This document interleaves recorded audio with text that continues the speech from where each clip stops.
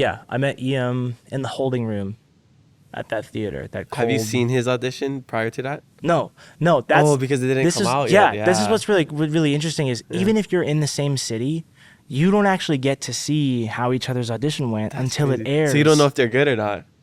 Well, most 'cause of you us, can- you most hear of us them. like sing with each other. Oh, okay, You know what I okay. mean? So like we'll be singing in between. I mean, Ian sings freaking everywhere.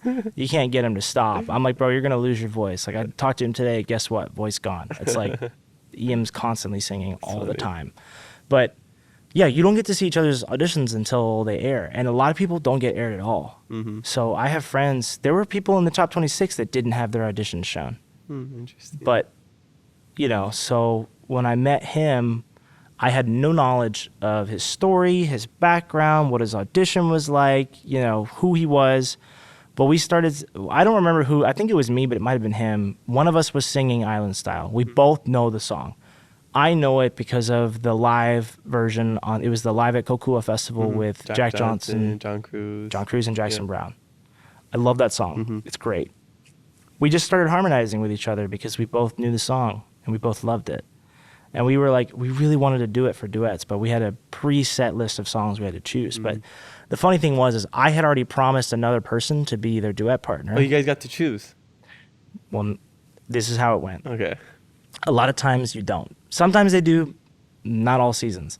This happened to be one of those seasons where for the first time in a long time, they were like, guess what? Y'all are going to pick. But this is how it went down. Ian and I in the holding room, he was like, yo, dog, if we get to choose, we should choose each other. And I'm like, yeah, but that's my Ian impression. That's so good. That's his, he says dog a lot and he goes, hey, he does that a lot. But we have this conversation. He's like, cuz we should choose each other if we get to pick our partner. I go, I'll think about it. Cause I had already promised a girl named McKinley Brown, shout out to McKinley, I love you. She's like a little sister, that I would be her partner.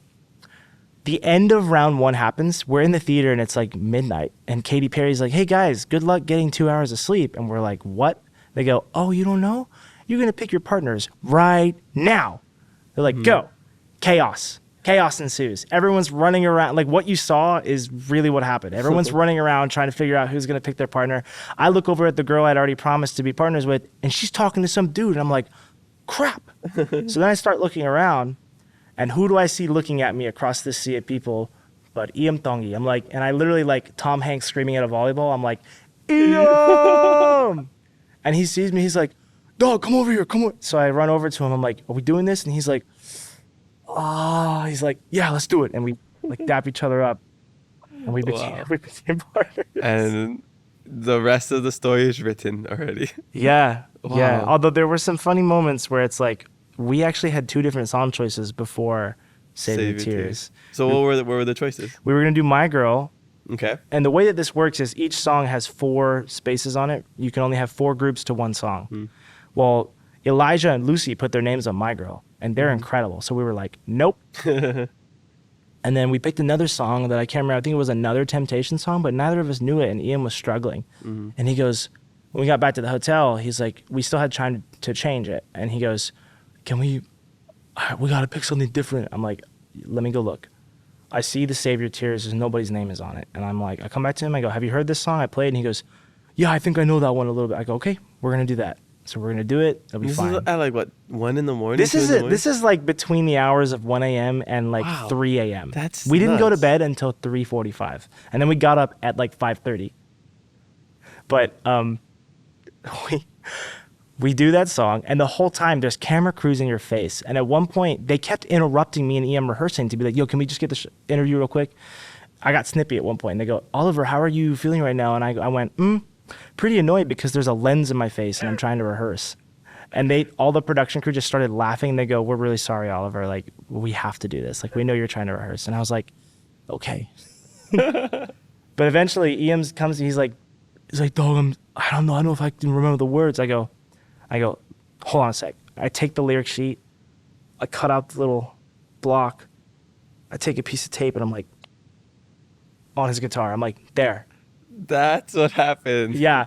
And he goes, I don't want to get in trouble. I go, I promise you, you will not get in trouble. In fact, I bet they're going to love it. So it was all Oliver's doing. You're welcome, No, I mean, America. I just knew he was struggling, and I was like, if I'm struggling, I want the lyrics in front of me. So I just cut him out and put him on his guitar, you know? And then that wasn't the only problem. His guitar, the preamp was Bro. busted, right? Everybody asked if that was staged, and I'm like, hell no. Yeah. Absolutely not. You think we wanted that to happen? That legitimately happened. And the Patrick, one of the like top PAs or whatever his position is, sorry Patrick, whatever his position is, was like, you have to go on now. He's like, I've let 2 groups go before you. You have no choice. Fix your guitar and get out there, or you won't go at all. So I had taken the house guitar and started to tune it. Ian, okay, for those of you that don't know, for those of you that are guitar players, Ian plays his guitar a step and a half down, a whole step plus a half down. That is nuts. He's the only person that I've ever met that would ever play in that position, but that's where he lives. That's where he vibes.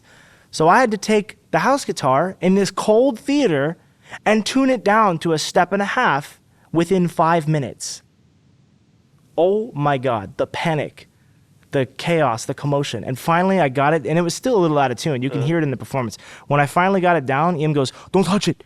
It's good. Just leave it. I'm like, all right, let's get out there.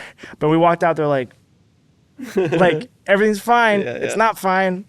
So And then the audition happens. yeah, and then you see the video. He starts crying. Like those Yeah. are, you can't fake that. No, and this is where they didn't show this, but I said something over the mic. I was like, hey man, like, I just want you to know that if your dad were here, he would echo what I'm saying to you right now. But it's, that guitar does not define you. You are the person, like, you're the music, and the guitar is a tool.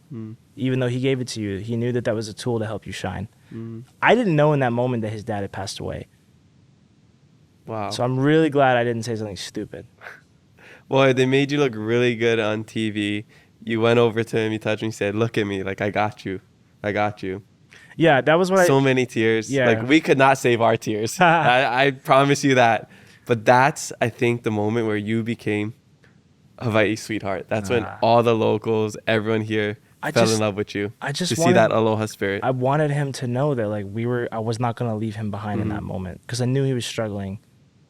And you can, in moments like that, that round is a test. The test is not, can you sing? Because by that point, they already know we can sing. They gave us tickets for a reason. They're testing us. The test was, can you work with someone you don't know? Can you figure out a song you may not know? And can you do it all under pressure within a set time limit? That was the test. And you have a choice. It's either I'm going to fight for myself, like I'm going to just sing and I'm going to sound good, or you can work with your partner and lift them up in that situation. And when I did that, like when I looked at him, I just, what I said to him, you didn't hear it over the mic. I said, if you're struggling, like look at me and I got you. That's what I said. Like if you start to forget, look at me and I will sing with you. Because we had our own parts, but it didn't matter to me in that moment. Yeah. What mattered to me was, I'm not going to let you fall. Because he lacks confidence sometimes, but he's so good. He doesn't know how good he is. And what, he was only 17 at that 18. point? Yeah, he's 18. He was 18 at that point. Yeah. Crazy. He's just a kid.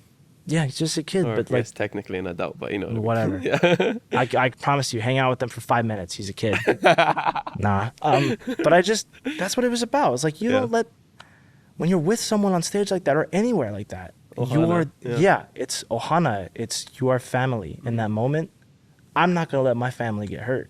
Wow. So that was why I acted the way that I did.